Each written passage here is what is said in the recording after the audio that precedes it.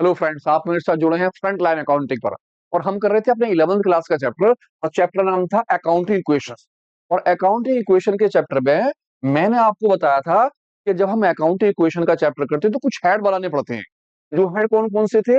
Asset side में कुछ head थे, जैसे कि कैश का या बैंक का हेड, स्टॉक का हेड, किसी भी एसेट्स का हेड, डेप्टर्स का हेड या प्रीपेड का। ये किस किस कंडीशन में थे? मैंने आपको वहां पिछली वीडियो में बताया था कि अगर आप कोई डीलिंग कैश में करते हैं तो कैश का हेड खोलते हैं। अगर आप कोई डीलिंग जो है किसी में कर रहे होते हैं, चेक से कर रहे होते हैं, तो बैंक का कॉलम खोलते हैं। इसी तरह से अगर आप कोई गुड्स की डीलिंग कर रहे होते हैं तो उसके लिए किस चीज का कॉलम बनाते हैं? स्टॉक का कॉलम, जिसे हम हेड बोलते हैं। और अगर आप कोई जो डीलिंग एसेट्स की कर रहे होते हैं, एसेट्स का मतलब हो गया मशीन, प्लांट, लैंड, बिल्डिंग वगैरह अगर ले रहे होते हैं तो एसेट्स के हेड बनाते हैं। और अगर आप कोई चीज चीज किस में कर रहे होते हैं, सेल्स वगैरह उधार में कर रहे होते हैं, तो डेप्टर्स का हेड बनाया जाता है। और कोई अगर पहले से पैसे दे देते हैं तो प्रीपेड का हेड बनाते हैं। ये आपके मैंने बताए थे एसेट साइड में हेड बनते हैं, जो आपको ध्यान रखने हैं। कुछ हेड लाइबिलिटी में बनते हैं। लाइबिलिटी में हेड जो बनते हैं वो क्या होता है? क्रेडिटर्स। क्रेडिटर्स वो आदमी होते हैं जिनसे हम उधार में माल परचेज करते हैं। अगर हम उधार में माल परचेज करेंगे तो क्रेडिटर्स का हेड बनाया जाएगा। और अगर आप जो है किसी को पैसे देने रह जाते हैं तो आउटस्टैंडिंग उसे बोलते हैं। और आउटस्टैंडिंग का हेड भी जो है लाइबिलिटी साइड में बनाया जाता है। इसी के साथ साथ मैंने आपको बताया था, अगर आपको याद हो, कि कैपिटल के अंदर अगर कोई प्रॉफिट या लॉस होगा तो प्रॉफिट प्लस होगा और लॉस माइनस होगा। अगर कोई एक्सपेंसेस होगा तो माइनस होगा और इनकम होगी तो प्लस। इसी के साथ साथ आपको ध्यान रखना पड़ेगा कि आपका interest on capital, interest on drawing, ये कैपिटल से रिलेटिव होता है। यानी अगर आपको ये हेड ध्यान से समझ में आ जाते हैं तो आपके लिए क्वेश्चन बहुत इजी हो जाता है। इसी के साथ मैंने आपको एक क्वेश्चन बताया था, उसमें आपको समझाया था कि किस तरह से हम डीलिंग करते हैं। उम्मीद करता हूँ आपकी समझ में आई होगी। इसी बात को थोड़ा सा आगे बढ़ा रहा हूँ और मैं अपने पहले स्टेप की तरफ चल रहा हूँ। मेरा पहला स्टेप जो है परचेज ऑफ गुड्स का है। हम ये देखेंगे कि हम जब गुड्स परचेज करते हैं तो उनके इफेक्ट कहाँ कहाँ पड़ते हैं। आप कैश में परचेज करते हो, आप उधार भी परचेज करते हो, तो इन चीजों के इफेक्ट हमारे कहाँ कहाँ पड़ेंगे और हम किस तरह से माइनस किस तरह से प्लस करेंगे। तो स्टार्ट करता हूँ एक छोटा सा क्वेश्चन। ऐड होते हैं, आप अपने किसके अंदर लिखते हैं? सबसे पहले सीरियल नंबर लिखते हैं, फिर ट्रांजेक्शन लिखते हैं। जो एसेट्स होती है, एसेट साइड में जितने भी आपके एसेट्स वाले हेड होते हैं, जिन जिन की रिक्वायरमेंट होती है उन्हें लिख लेते हैं। लाइबिलिटी साइड में जो जो आपकी लाइबिलिटी वाले वाले हेड होते हैं, उनकी रिक्वायरमेंट होती है वो लिख देते हैं। और कैपिटल के नीचे कैपिटल आती है। इस तरह से क्वेश्चन चलता है। तो स्टार्ट करते हैं एक क्वेश्चन। देखता हूं आपके लिए, देखिए ध्यान से क्वेश्चन देखते हैं क्या कहता है। कहता है प्रिपेयर कीजिए accounting equations of Amit on the basis of the following transaction. सबसे पहला है, वो कहता है मोहन जो है, इन्होंने स्टार्ट करा बिजनेस, और वो भी किसमें करा? कैश के अंदर, 1 लाख रुपए से। इसका मतलब है कि मुझे एक कैश का हेड बनाना पड़ेगा। आगे बोलते हैं परचेज गुड्स करा। जब हमने गुड्स परचेज करा और वो भी सोहन से करा उधार के अंदर, क्योंकि क्रेडिट में करा है, तो एक तो किस चीज का नाम आ गया? गुड्स का आ गया। दूसरी चीज, क्योंकि हमने सोहन से क्रेडिट करा है, और मैंने आपको बताया था जब हम कोई भी चीज परचेज में उधार करते हैं तो किस चीज की, जब हम परचेज में उधार करेंगे तो लाइबिलिटी साइड में क्रेडिटर्स का हेड बनता है। तो हमें हेड बनाना पड़ेगा क्रेडिटर्स का। यानी एक तो मेरा जो हेड हो गया वो हो गया कैश का, और एक मेरा जो हेड हो गया वो किसका हो गया? क्रेडिटर्स का। क्रेडिटर्स। और एक मेरा हेड जो हो गया वो किस चीज का हो गया? स्टॉक का। स्टॉक का किसके लिए? गुड्स। गुड्स की वजह से स्टॉक का हेड बनेगा। कैश में डीलिंग करी गई इसलिए कैश का हेड बनेगा, क्योंकि आपने सोहन से उधार में क्या करा है? परचेज। परचेज करने की वजह से क्रेडिटर्स का हेड बनेगा। ये जो हेड हो गए आपके वो हो जाते हैं एसिड साइड में। और ये वाले हेड जो है किसमें बनेगा? आपका लाइबिलिटी साइड में। परचेज करा हमने फर्नीचर, आपका आपने क्या चीज लिया? फर्नीचर लिया, वो भी किसमें लिया? कैश में। फर्नीचर हमारा क्या है? एसिड्स। इसका मतलब है आपका एक नया हेड बनेगा किस चीज का? फर्नीचर का।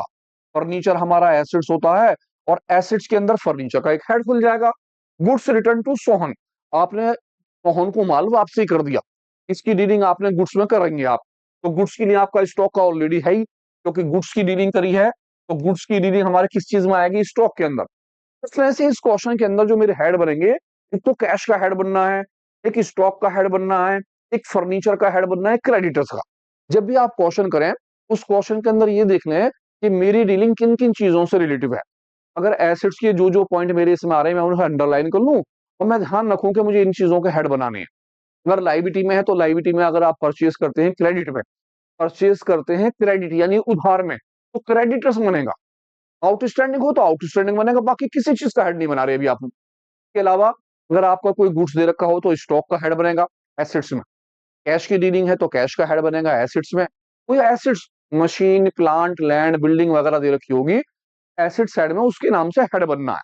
तो स्टार्ट करता हूँ इस क्वेश्चन को। आप समझ गए होंगे कि मैंने जो जो डीलिंग अंडरलाइन करी है उनके नाम लिख लिए कि अभी इनके मुझे हेड बनाने हैं। क्वेश्चन जब आप सबसे पहले करेंगे तो क्वेश्चन के अंदर आप बनाएंगे इस तरह से फॉर्मेट। ऊपर लिखेंगे अकाउंटिंग क्वेश्चंस, क्या लिखेंगे सीरियल नंबर, ट्रांजेक्शन, एसेट्स में जो जो हेड आएंगे वो आ जाएंगे, लायबिलिटी के हेड आ जाएंगे और कैपिटल के हेड आ जाएंगे। इसी के साथ साथ जो जो आपकी डीलिंग है वो सारी की सारी डीलिंग आप यहाँ पर इस जगह पर लिख लेंगे जैसे जैसे डीलिंग होगी। इस तरह से डीलिंग लिखेंगे, इस तरह से आप अपनी डीलिंग लिख लेंगे। सबसे वन, मोहन ने स्टार्ट करा बिजनेस किस में, कैश में, तो आपका जो एक हेड बन रहा है वो किस चीज का बन रहा है, कैश का। मैंने यहां लिख दिया कैश का हेड। प्लस मेरा दूसरा हेड जो बनना था वो किसका बनना था, स्टॉक का, क्योंकि मेरे डीलिंग के अंदर गुड्स नाम आ गया था। तो उनको उधार में माल बेचा था, इसलिए एक मेरा जो हेड बना था वो बना था क्रेडिटर्स का। मैंने यहां लिख दिया क्रेडिटर्स, क्रेडिटर्स का हेड।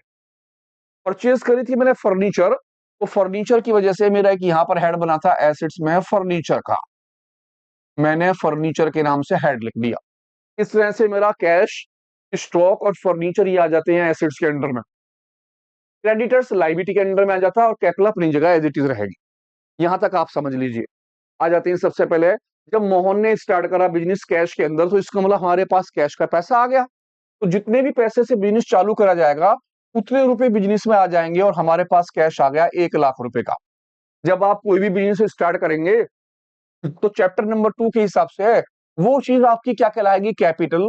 आप उतने ही अमाउंट को कैपिटल के अंदर लिख लेंगे। जितने रुपए से आप बिजनेस चालू करते हैं उतने पैसे तो आपके पास कैश में आ गए, उस पैसे को आपने किसके नीचे लिख लिया, कैश के नीचे। इस पैसे को हम कैपिटल के नीचे रखते हैं क्योंकि इतने रुपए से मैंने बिजनेस चालू करा, तो वो भी चीज क्या हो जाती है, कैपिटल। अब मुझे 1 लाख रुपए का हिसाब देना है इस 1 लाख रुपए से कि ये 1 लाख रुपए कहाँ कहाँ यूज हुआ, किस किस फॉर्म में मेरे पास से गया। जैसे कि परचेज गुड्स करा मैंने फ्रॉम सोहन से, और उधार में करा कितने का, 20,000 का, और कितने में, क्रेडिट में 20,000 रुपए का। अगर मैंने कैश में करा होता तो मैं कैश में से क्या कर देता, माइनस, क्योंकि डीलिंग कैश में तो हुई नहीं है। जब डीलिंग कैश में नहीं हुई तो मैंने कैश की जगह लिख दिया 0, क्योंकि आपने परचेज करा क्या चीज, गुड्स। जब आपने गुड्स परचेज करा तो स्टॉक के अंदर आपके पास कितने पैसे आ जाएंगे, 20,000 रुपए का माल आ जाएगा। क्योंकि अगर कोई भी क्या होगा, गुड्स, अगर आप कोई भी गुड्स की डीलिंग कर रहे होंगे तो आप किसके नीचे लिखते हैं, स्टॉक के नीचे। क्योंकि आपने किससे लिया, सोहन से उधार में, तो आपके क्रेडिटर्स इंक्रीज हो गए, आपके पास क्रेडिटर्स के अंदर 20,000 प्लस हो जाएंगे। अगर सपोज कीजिए आप ये डीलिंग कैश में कर रहे होते तो आप क्या करते, कैश में से 20,000 रुपए माइनस कर लेते और स्टॉक के अंदर 20,000 प्लस कर लेते। अब क्योंकि आपने कैश में तो करी नहीं, जब आप उधार में कोई डीलिंग करेंगे तो स्टॉक के अंदर 20,000 प्लस करेंगे और वो ही 20,000 रुपए लायबिलिटी में क्रेडिटर्स के अंदर प्लस कर लेंगे। इस तरह से आपकी पहली वाली अकाउंटिंग इक्वेशन बन जाएगी। अब आप लिखेंगे न्यू अकाउंटिंग इक्वेशन। आपका नया हिसाब जो बना, न्यू अकाउंटिंग इक्वेशन क्या बनी, 1 लाख का 1 लाख आपके पास पूरा का पूरा है क्योंकि आपने कैश को कहीं भी इस्तेमाल नहीं करा। प्लस आपके पास अब स्टॉक हो गया है कितने का, 20,000 रुपए का आपके पास है स्टॉक। नेक्स्ट, क्रेडिटर्स 20,000 के अब आपके पास हो गए हैं क्रेडिटर्स, और आपकी कैपिटल एज इट इज है 1 लाख रुपए की। इसके ऊपर कोई इफेक्ट नहीं पड़ा क्योंकि हमारी कैपिटल के अंदर कुछ भी चेंजेस नहीं आए। इस तरह से आपके बिजनेस में 1 लाख रुपए की कैपिटल है, 20,000 रुपए क्रेडिटर्स के उधार के हैं, और आपके बिजनेस में 20,000 का स्टॉक और 1 लाख रुपए का कैश है। इन दोनों का टोटल उन दोनों के क्या होना चाहिए, इक्वल होना चाहिए। आप चेक करते रहिए हाथ के हाथ। नेक्स्ट डीलिंग, परचेज करा फर्नीचर। जब आप फर्नीचर लेते हैं तो फर्नीचर हमारा क्या होता है, एसेट्स। तो इसका मतलब है फर्नीचर के अंदर पैसे क्या हो जाएंगे, प्लस। दूसरी चीज, आपने किस चीज में करा उसे, कैश में। जब आप कैश में फर्नीचर परचेज करेंगे तो आपका कैश क्या हो जाएगा, डिक्रीज। तो सबसे पहले मैंने कैश में से 5,000 कर दिए माइनस, क्योंकि मेरे पास से 5,000 का क्या आ गया, फर्नीचर आया, और मैंने फर्नीचर के कॉलम के अंदर 5,000 रुपए कर लिए प्लस, क्योंकि मेरे पास फर्नीचर आया तो फर्नीचर में इंक्रीजिंग हो गई और मेरे कैश में क्या हो गई, डिक्रीजिंग। गुड्स के ऊपर, स्टॉक के ऊपर मेरा कोई इफेक्ट नहीं पड़ा, क्योंकि गुड्स होता तो मैं स्टॉक में लिखता। अब यहाँ तो नाम फर्नीचर था तो इसी मारे एक नया हेड फर्नीचर का खुला। अगर नाम गुड्स का होता है तो किस में लिखा जाता है, फिर वो स्टॉक के अंदर। तो आप ध्यान रखें, जब कभी भी आप कोई चीज परचेज करें, अगर वो गुड्स है तो आप स्टॉक के अंदर लिखते हैं। अगर वो गुड्स ना हो, कोई और नाम दे रखा हो, मशीन हो, प्लांट हो, लैंड हो, बिल्डिंग हो, फर्नीचर हो, कोई भी नाम हो, आप उसका एक नया नाम खोल लेते हैं और वहां पर पैसे प्लस कर लेते हैं। अब इसका इफेक्ट ना तो क्रेडिटर्स में पड़ा, ना ही आपकी कैपिटल के ऊपर पड़ा, कि वो उधार में तो था नहीं, इसीलिए इन दोनों में से कहीं नहीं पड़ा। अब आपकी जो न्यू अकाउंटिंग इक्वेशन होगी वो क्या बनेगी? न्यू अकाउंटिंग इक्वेशंस, यानी कि अब आपका नया हिसाब 1 लाख में से 5,000 कम हो गए। अब आपके पास जो कैश रह गया वो रह गया 95,000 रुपीज का। आपका जो स्टॉक है वो एज इट इज कितने रुपए का है? 20,000 का। और आपका जो है फर्नीचर कितने का आ गया है? 5,000 का। इस तरह से आपके क्रेडिटर्स के 20,000 हैं और आपकी जो अपनी कैपिटल थी वो कितने की थी? 1 लाख रुपए की। आपका बिजनेस 1 लाख और 20,000, 1,20,000 के बराबर इन तीनों का टोटल चेक कर लीजिए। 95,000 प्लस 5,000 1 लाख, प्लस 20,000 1,20,000 का टोटल उन दोनों के क्या हो गया? बराबर हो जाता है। तो परचेज में जरूरी नहीं आप गुड्स लेते हैं, स्टॉक भी, एसेट्स भी ले सकते हैं। अगर गुड्स लेते हैं तो स्टॉक में पैसे आते हैं और एसेट्स लेते हैं तो एसेट्स में जाते हैं। गुड्स रिटर्न करा सोहन को, गुड्स रिटर्न टू सोहन 4,000 रुपए का। अब आपने 4,000 का माल सोहन को दे दिया।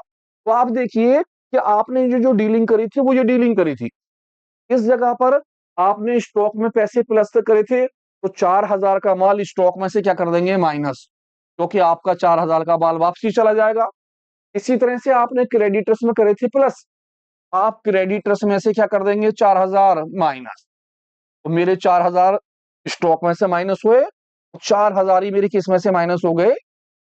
क्रेडिटर्स में से। 4,000 मैंने दोनों जगह क्या कर दिए? माइनस, क्योंकि गुड्स क्या हो गया? वो रिटर्न हो गया।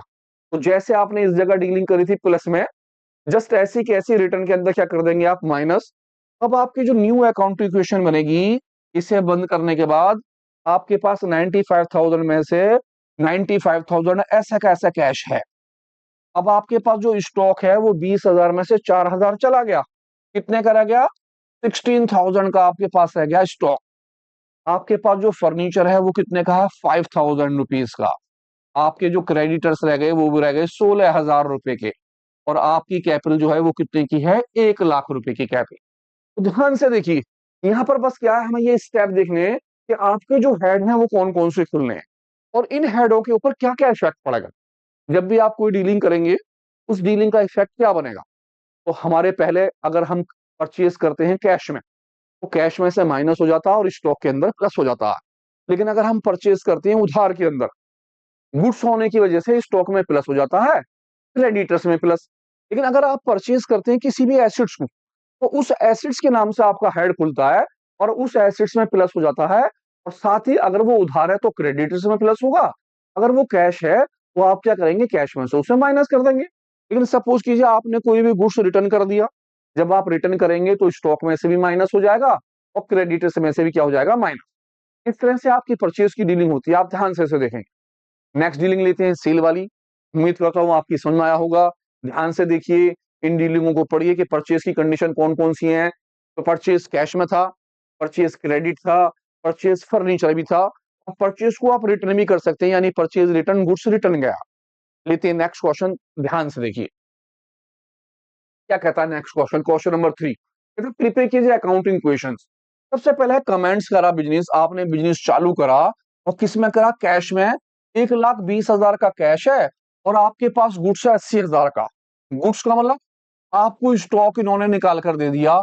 अब आपका हेड जो है स्टॉक का हो गया, एक हेड आपका जो हो गया वो किस चीज का हो गया? कैश का। इसका मतलब हुआ कि एसेट्स वाली साइड में एक तो मेरा किसका हेड बनेगा? कैश का। और एक मेरा हेड जो है वो किस चीज का बनना है? स्टॉक का। कैश भी है और मेरे पास गुड्स भी है, गुड्स की वजह से स्टॉक का हेड बनना है। नेक्स्ट डीलिंग, सोल्ड गुड्स करा हमने कैश में, गुड्स करा और कैश में, तो गुड्स की डीलिंग यानी कैश की और स्टॉक की डीलिंग आ गई। सोल्ड गुड्स करा रवि को। अब आपने रवि को उधार माल बेचा है। जब कभी भी आप सेल करते हैं उधार की, जब आप उधार में माल बेच रहे होते हैं तो आपके एसेट्स में बनते हैं डेप्टर्स। कौन? डेप्टर्स। अब ध्यान रखिए, अगर आप कर रहे हैं परचेज, जब आप करते हैं परचेज क्रेडिट में, तो बनते हैं क्या चीज? क्रेडिटर्स। आप क्रेडिटर्स बनाते हैं। लेकिन अगर आप क्या कर रहे होते हैं? सेल्स क्रेडिट में, उधार में सेल कर रहे होते हैं, तो कौन बनते हैं? डेप्टर्स, और डेप्टर्स जो होते हैं वो क्या होते हैं, एसेट्स। हम डेप्टर्स को एसेट्स में बनाते हैं। इन दो बातों का ध्यान रखिए कि भी इन डीलिंगों का कब इस्तेमाल होगा। तो यहां पर हमने क्या करा, गुड्स सोल्ड करा रवि को क्रेडिट में, इसीलिए डेप्टर्स का हेड बना एसेट साइड में। सोल्ड गुड्स करा, कॉस्ट थी 3,000 की, बेचा 5,000 का। अब देखेंगे भी 3,000 का माल 5,000 में बेचेंगे तो क्या होगा। सोल्ड गुड्स करा, कॉस्ट थी 10,000 रुपए की, और उधार में 8,000 का बेच दिया। तो 8,000 का बेचेंगे तो क्या करेंगे। ये जो कंडीशन है सेल की है, आप कभी भी देखेंगे तो सेल्स में ये कंडीशन होती है। आप ध्यान रखिए कि अगर कैश होगा तो डीलिंग क्या करेंगे हम, अगर क्रेडिट होगा तो डीलिंग क्या करेंगे। अगर किसी गुड्स की कीमत दे रखी है और उसे हम ज्यादा का बेचते हैं तो डीलिंग क्या होगी। कोई गुड्स की डीलिंग दे रखी है और उसे हम कम में बेचेंगे तो डीलिंग क्या होगी। तो स्टार्ट करते हैं, ध्यान से देखते हैं इसके लिए। और सबसे पहले हम क्या बनाते हैं, हम बनाते हैं अपना फॉर्मेट। फॉर्मेट में अकाउंटिंग इक्वेशंस ऊपर लिख लेंगे। आप लिखेंगे serial number, transaction, assets, liability और कैपिटल। और साथ में इन सभी बातों को आप सीरियल वाइज यहां उतार लेंगे जो जो आपकी डीलिंग थी। अब हम देखते हैं मेरे एसेट्स के अंदर जो हेड बने थे वो कौन कौन से थे। मेरा सबसे पहला हेड जो था वो था कैश का, तो मैंने लिखा कैश। दूसरा हेड था मेरा स्टॉक का, मैंने नाम लिख दिया स्टॉक का। तीसरा हेड मेरा था डेप्टर्स का, और मैंने नाम डेप्टर्स लिख दिया। लायबिलिटी में कोई हेड नहीं था, कैपिटल अपनी जगह ऐसी की ऐसी थी। तो सबसे पहले मेन काम हो गया तीनों हेड लिखना। मैं आराम आराम से रीडिंग करूंगा, आप ध्यान ध्यान से समझिए। कमेंट्स करा आपने बिजनेस, आपने बिजनेस चालू करा। 1,20,000 तो किस में थी, कैश में। और गुड्स जो था वो कितने का था, 80,000 का। तो सबसे पहले तो मैंने कैश में लिख दिए 1,20,000 के, भैया 1,20,000 का तो मेरे पास कैश है और 80,000 का मेरे पास है स्टॉक। इस तरह से मेरा जो बिजनेस है वो कितने का हो गया, 2 लाख रुपए का। और जो पैसा आप बिजनेस में लगाते हैं उस पैसे को आप किस में लिखते हैं, कैपिटल के अंदर। अगर आपको खाली कैश दिया है तो आप कैश के में पैसे को लिखेंगे और वही पैसा आपका कैपिटल में आ जाएगा। कभी कभी क्या होता है, कैश के साथ स्टॉक भी दे देता है वो, या और चीजें भी। तो जो जो चीजें दे रखी हो इन सभी का टोटल किस में लिख देते हैं, हम कैपिटल के अंदर लिख देते हैं। आप इस बात का ध्यान रखिए। अब करते हैं सबसे पहले डीलिंग। सोल्ड गुड्स करा, आपने गुड्स बेचा और किस में बेचा, कैश में। जब आप कैश में माल बेचेंगे तो एक तो गुड्स, गुड्स का मतलब क्या हो गया, स्टॉक आपका जो है। अब क्योंकि गुड्स है तो स्टॉक में पैसे आने। अब क्योंकि जब सेल करेंगे तो आपके पास से माल जाएगा, गुड्स क्या हो जाएगा, डिक्रीज, और आपके पास कैश आएगा। इसका मतलब हुआ कि कैश के अंदर तो हो गई इंक्रीजिंग, कैश आपके पास आ गया। और आपके पास से गुड्स क्या होगा, वो चला जाएगा। 5,000 आपने स्टॉक में से कर दिए माइनस। तो ध्यान रखिए जब भी आप सेल करेंगे आपके पास कैश क्या होगा, आएगा। तो आपने अपने कैश के अंदर 5,000 या जितने भी पैसे थे उतने प्लस करने। गुड्स आपके पास से जाएगा, इसीलिए आपके स्टॉक में से वो पैसे क्या हो जाएंगे, माइनस। आपका इफेक्ट और किसी भी जगह पर नहीं पड़ेगा, आप क्या लिख देंगे, जीरो। लायबिलिटी पे कोई फर्क नहीं पड़ा, आपने लिख दिया जीरो, प्लस का निशान।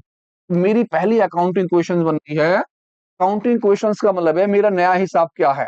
मैंने लिखा न्यू अकाउंटिंग इक्वेशन, यानी कि पहले मेरे पास थे 1,20,000, 5,000 और आ गए। अब मेरे पास हो गए हैं 1,25,000 रुपए कैश के अंदर, प्लस 80,000 में से 5,000 का माल चला गया। अब मेरी जो गुड्स रह गए हैं वो रह गए 75,000 रुपीज के। कैपिटल के साथ साथ लायबिलिटी पे कोई फर्क नहीं पड़ा, और मेरी कैपिटल ऐसी की ऐसी कितने की है अभी, 2 लाख रुपए की। ये चेक करने के लिए आप इन दोनों का टोटल चेक कर लीजिए, आपके 2 लाख रुपए पर बैठते हैं या पूरे नहीं बैठते हैं।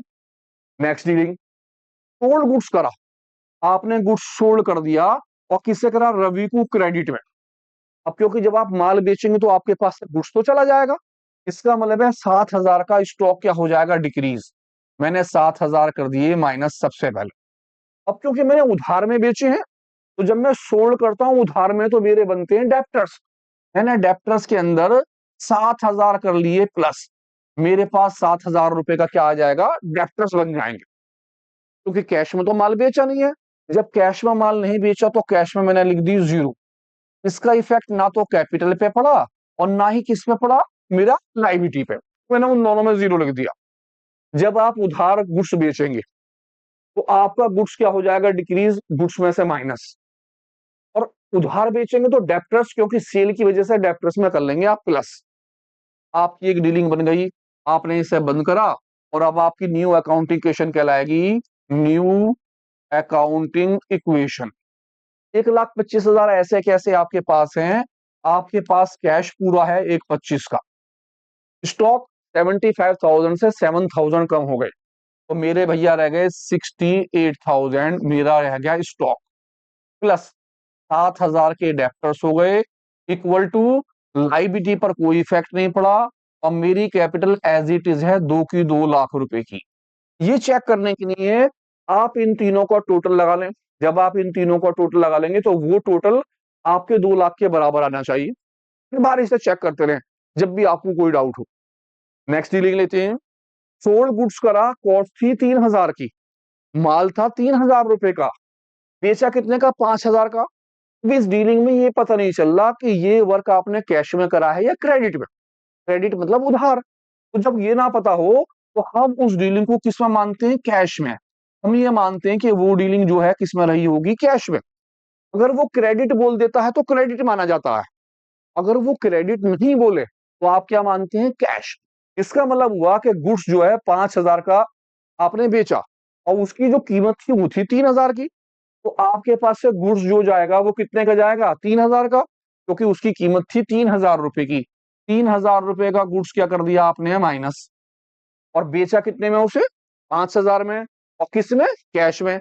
इसका मतलब है आपके पास जो है कितने पैसे आए होंगे? 5,000 रुपए आए होंगे। अब ध्यान से देखते हैं, 3,000 रुपए का माल 5,000 रुपए में बेचा, तो आपको क्या हो गया? जी हाँ, प्रॉफिट। और प्रॉफिट जो है इसमें आता है हमारी कैपिटल में। मैंने कैपिटल में 2,000 रुपए कर दिए प्लस, क्योंकि 3,000 का माल 5 में बेचा तो 2,000 का मुझे क्या हो गया? प्रॉफिट। और प्रॉफिट के पैसे कैपिटल में लिख दिए जाएंगे। अब आपकी न्यू अकाउंटेशन बनेगी। सारी लाइन खींच दीजिए। लाइन खींचने के बाद आपने लिखा न्यू अकाउंटिंग और इक्वेशन। 1,25,000 में 5,000 प्लस हो गए, मेरी कैश हो गया 1,30,000 रुपए का। अब मेरा जो स्टॉक था 68 में से 3,000 कम हो गए, मेरा स्टॉक रह गया 65,000 रुपीज का। डेप्टर्स एज इट इज हैं 7,000 के, इस पर कोई इफेक्ट नहीं पड़ा है, लाइबिलिटी मेरे पास है ही नहीं। और अब मेरी कैपिटल हो गई है 2,02,000 रुपए की। आप 1, 2, 3 इन तीनों को टोटल लगाइए और चेक कर लीजिए 2,02,000 आ रहे हैं या नहीं आ रहे हैं। इस तरह से आप अपनी डीलिंग चेक कर सकते हैं। एक लास्ट डीलिंग लेते हैं, ध्यान से समझिए। ये सारी डीलिंग आपकी सेल्स की है। पहले वाली डीलिंग हमने परचेज में करी, आप देखिए परचेज में कंडीशन क्या क्या थी। अब सेल्स किस किस कंडीशन में सेल करते हैं। सोल्ड गुड्स करा आपने, कॉस्ट 10,000 की थी, बेचा कितने में? 8,000 का। लेकिन बेचा कैसे? क्रेडिट। जब वो क्रेडिट कह दिए तो हम क्रेडिट मानेंगे, अगर वो क्रेडिट ना कहे तो आप कैश में ही मान के चलेंगे। सबसे पहले कॉस्ट थी 10,000 की, जब आप माल बेचेंगे तो आपका स्टॉक कितने का कम हो जाएगा? 10,000 रुपए का स्टॉक हो गया कम। अब क्योंकि आपने उधार में क्या करा? सेल। जब सेल करा तो क्या बनेंगे? डेप्टर्स। अब आपके डेप्टर्स के अंदर पैसे प्लस हो गए। कितने रुपए प्लस हुए? 10,000 का माल आपने कितने में बेचा? जी हाँ, 8,000 का। तो 8,000 रुपए डेप्टर्स में प्लस हुए। अब भैया इस डीलिंग के अंदर क्या हुआ? 10,000 का माल आप 8,000 में बेच रहे हो, तो आपको क्या हुआ? जी हाँ, लॉस हो गया। जो लॉस होगा वो कैपिटल में से क्या हो जाएगा? माइनस। कितने का लॉस हुआ? 2,000 का। तो ध्यान रखिए, अगर प्रॉफिट होगा तो प्लस, अगर लॉस होगा तो क्या हो गया? माइनस। आप माइनस कर देंगे अपनी कैपिटल में से। हमने सबसे पहले हेड में देखा था कि प्रॉफिट प्लस होते हैं, लॉस माइनस होते हैं, इनकम प्लस होती है और एक्सपेंसेस माइनस। इसके अंदर, कैपिटल के अंदर। अब जो मेरी न्यू अकाउंटिंग इक्वेशन बैठेगी वो 1,30,000 का तो मेरे पास कैश है। अब मेरे पास स्टॉक जो रह गया वो कितने का रह गया? 55,000 रुपीज का रह गया। मेरा जो डेप्टर्स है 17 और 7 और 8, 15,000 के डेप्टर्स हो गए। लाइबिलिटी पर कोई इफेक्ट नहीं पड़ा। मेरी कैपिटल माइनस होने के बाद कितने की रह गई? 2,00,000 रुपए की। अब आप सभी को ऐड करके चेक कर लीजिए। 1, 30 और 50, 80, 90 और 100, 2,00,000 रुपए टोटल बैठ रहे हैं पूरे के पूरे। इस तरह से हमारे अकाउंटिंग क्वेश्चन बनती है। अकाउंटिंग क्वेश्चन ज्यादा हार्ड नहीं है। आप बस ये ध्यान रखिए कि सबसे पहले तो कौन कौन से हेड बनेंगे। दूसरी चीज, अगर गुड्स की डीलिंग है तो स्टॉक में आना है।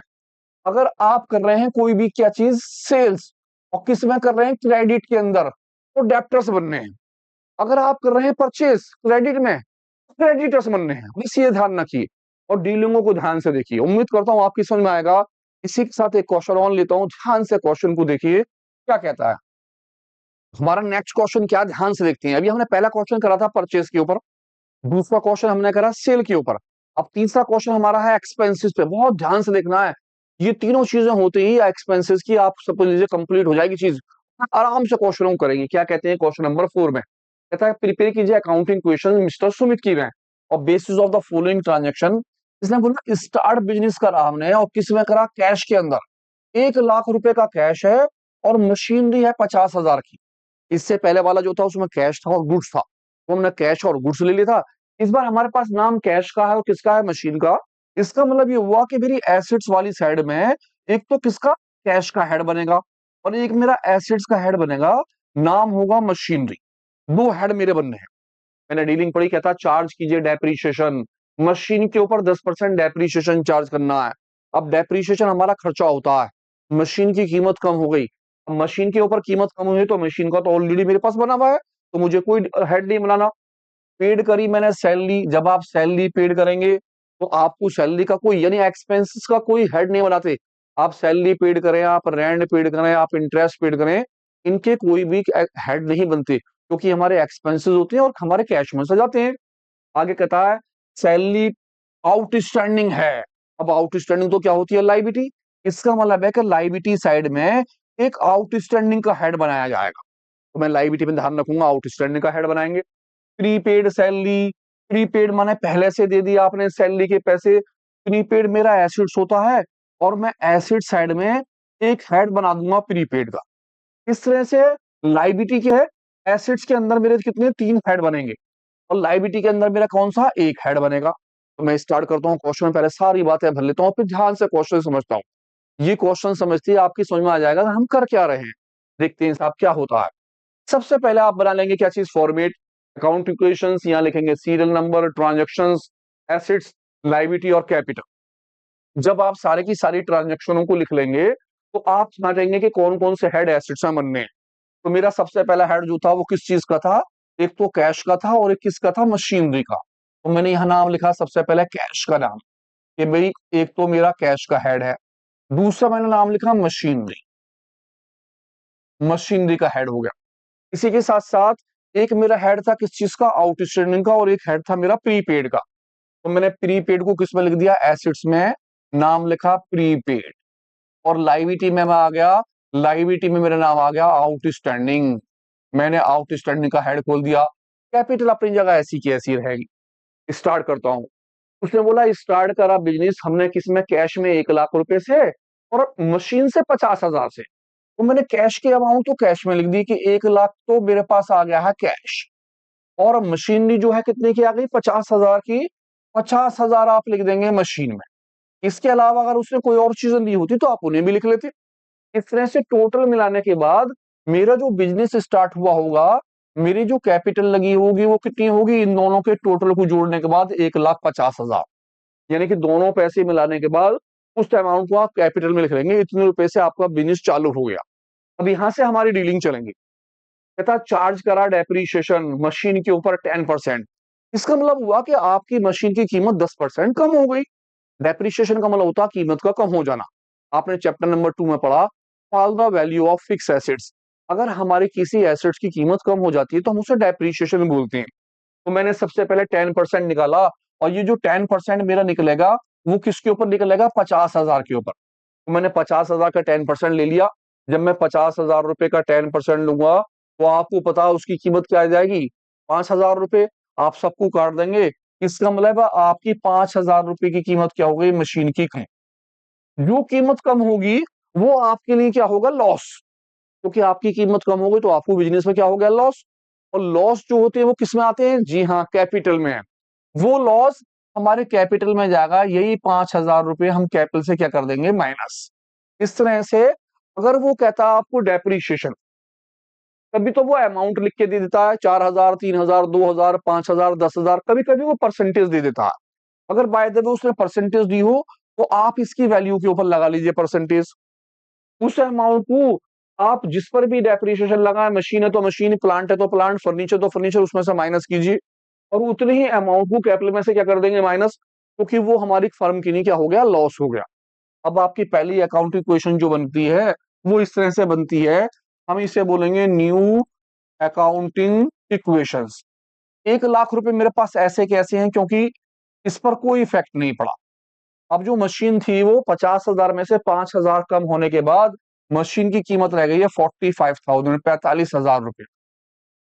प्रीपेड अभी है ही नहीं, लाइबिलिटी पर कोई फर्क नहीं पड़ा। मेरी जो कैपिटल थी वो 1,50,000 से 5,000 कम हो गई है, इसकी कीमत रह गई है 1,45,000 की।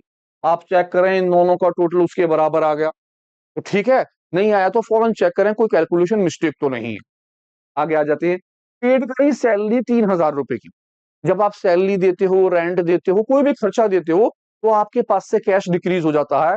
इसका मतलब है 3,000 आपके पास से कैश चला गया, आपने 3,000 रुपए कर दिए कैश में से माइनस। अब क्योंकि आपके पास से 3,000 का कैश गया, आपके पास कुछ आएगा तो नहीं, आपने तो उसकी सर्विसेज ली, इसका मतलब वो खर्च की नहीं क्या हो गया, एक्सपेंसेस। और जो एक्सपेंसेस होते हैं वो कैपिटल में से क्या कर दिए जाते हैं, माइनस।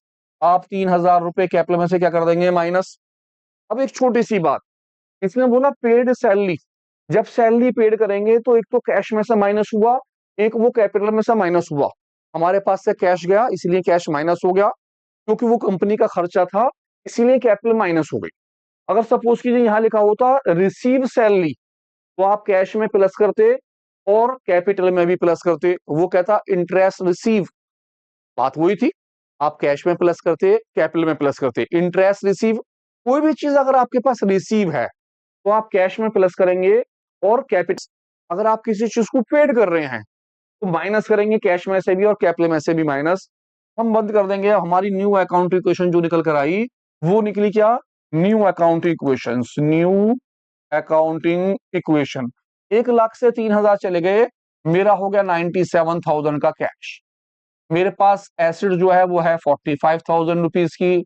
मेरी जो लाइबिलिटी है इस पर कोई इफेक्ट नहीं पड़ा है, और मेरी कैपिटल अब हो गई है 1,42,000 माइनस होने के बाद। ये मेरे पास बचता है। टोटल दोनों का चेक कर लेंगे, 142 बैठता नहीं बैठता। सैलरी आउटस्टैंडिंग 1,000 रुपए देनी बाकी है। अभी आपने सैलरी दी नहीं है, देनी बाकी है, तो आपके ऊपर लाइबिलिटी हो जाती है। आप लाइबिलिटी के अंदर इस पैसे को प्लस कर लेंगे 1,000 रुपए को। 1,000 देने बाकी हैं लाइबिलिटी के, लेकिन इन फ्यूचर कभी तो आप पे करेंगे ही। जब आप पे करेंगे तो आपके लिए वो क्या होगा, एक्सपेंसेस। क्योंकि सैलरी जब आप पे करेंगे तो वो लाइबिलिटी हो जाती है आउटस्टैंडिंग के। तो अब सैलरी आप कभी भी पे करेंगे तो आपके लिए क्या होगा, एक्सपेंसेस। तो वो हम क्या करेंगे, कैपिटल में से 1,000 रुपया कर देंगे माइनस। लिखे यहां क्यों है, क्योंकि अभी तक पे नहीं करेंगे, या तो एक्सपेंसेस है सैलरी, तो एक्सपेंसेस की वजह से कैपिटल में से तो माइनस हो गया। अब क्योंकि अभी दिया नहीं है इसीलिए हम उसे कहां लिख लेंगे, लाइबिलिटी में लिख लेंगे 1,000 रुपए का। जब कभी भी आपको आउटस्टैंडिंग दिया हो, रेंट आउटस्टैंडिंग, सैलरी आउटस्टैंडिंग, कोई भी चीज आउटस्टैंडिंग, तो आप लाइबिलिटी में कॉलम खेलेंगे, वहां पर प्लस कर लेंगे 1,000 रुपए, और वही 1,000 रुपए कैपिटल में से क्या कर देंगे, माइनस। अब आपकी न्यू अकाउंटिंग इक्वेशन जो बनेगी वो क्या बन गई है, लिखते हैं new accounting equation. New accounting equation. 97,000 as it is मेरे पास कैश है, इस पर कोई इफेक्ट नहीं पड़ा है, प्लस 45,000 का मेरे पास क्या है, आपका मशीनरी। अब आपके पास लाइबिलिटी में 1,000 रुपए किस चीज के आ गए, आउटस्टैंडिंग के, और आपकी जो कैपिटल है वो हो गए 1,41,000 माइनस होने के बाद। तो ध्यान से देखिए, अगर खाली सैलरी पेड देता है तो कैश में से माइनस और कैपिटल में से माइनस। अगर वो कहता है सैलरी आउटस्टैंडिंग, तो लाइबिलिटी में प्लस होगी और कैपिटल में से माइनस होगी क्योंकि खर्चा था। अगर वो कहता है प्रीपेड सैलरी, आपने सैलरी जो है वो एडवांस में पेड कर दी, कभी कह देगा एडवांस सैलरी पेड करी, कह देगा प्रीपेड सैलरी, तो आपने पेड करी। जब पेड करे 2,000 तो कैश में से हो जाएंगे माइनस, 2,000 रुपए आपके कैश में से हो जाएंगे माइनस, क्योंकि प्रीपेड आपने पहले से पेड कर दिए 2,000। क्योंकि आपने पहले से पे करे, अभी वक्त तो हुआ नहीं है, तो आपका एक्सपेंसेस अभी नहीं ड्यू है, तो आप क्या करेंगे, एसेट्स में उस 2,000 रुपए को प्लस कर लेंगे। तब जब लिखा होगा क्या चीज, प्रीपेड, या लिखा होगा एडवांस। आप जो ना अगर एडवांस में क्या कर रहे होंगे, पेड कर रहे होंगे, तो कैश में से माइनस और एसेट्स में एक कॉलम खुल जाएगा। अब आपकी न्यू अकाउंटिंग क्वेश्चन इसके बाद बनेगी। अब देखते हैं न्यू अकाउंटिंग क्वेश्चन क्या हुई। 97 से 2000 माइनस हो गए, आपका कैश रह गया 95,000 का। आपकी जो मशीनरी है वो हो गई है 45,000 की। आपका प्रीपेड का एक्सपेंसेस जो है 2000 का है। आपकी लायबिलिटी में आउटस्टैंडिंग 1000 है और आपकी कैपिटल है 1,41,000। अब आप क्या करें, एसेट्स वाले सबका टोटल करिए, लायबिलिटी में दोनों साइडों का टोटल कीजिए, मैच कीजिए, दोनों बराबर आते हैं नहीं आते। अब इससे बराबर चेक करने का भी एक रूल है हमारे पास, हम उसे बोलते हैं बैलेंस शीट। तो मैं बैलेंस शीट और इसके बाकी के क्वेश्चन अगली वीडियो में लेता हूँ। उम्मीद करता हूँ यहाँ तक आपकी समझ में आया होगा। आप पहली वीडियो और दूसरी वीडियो, इन दोनों वीडियो के अंदर क्वेश्चंस को देखिए कि परचेज की कंडीशन में हम क्या क्या हेड बनाएंगे और कैसे कैसे डीलिंग होगी। सेल की कंडीशन में कौन कौन से हेड बनाए जाएंगे और कैसे कैसे डीलिंग होगी। इसके साथ साथ ही अगर मेरे कोई एक्सपेंसेस होते हैं तो वो कौन कौन से होते हैं, या तो मैं पेड करता हूँ या फिर मैं रिसीव करता हूँ, या तो वो आउटस्टैंडिंग हुआ या फिर वो प्रीपेड होगा या फिर वो डेप्रिसिएशन होगा। तो इन कंडीशनों में अकाउंटिंग क्वेश्चंस की ट्रीटमेंट क्या क्या होगी, तो मेरी अगली वीडियो जो होगी इन सबको मिक्स करके होगी। यहाँ मैंने इंडिविजुअल बनाई ताकि आपकी समझ में वो कंडीशनें आ जाएं और आप ये देख लें कि किन किन हेडों की कब कब जरूरत पड़ेगी। उम्मीद करता हूँ आपकी समझ में आई होगी। अगर आपने पहली वीडियो नहीं देखी है तो आप पहली वीडियो देखिए और मिलते हैं एक नई वीडियो पर इन सभी को मिक्स करने के बाद, और देखते हैं एक अच्छा सा क्वेश्चन क्या होगा। बेहतरीन तरीके से करने के लिए तैयार रहिए। मिलते हैं बहुत जल्द फ्रंट लाइन अकाउंटिंग पर।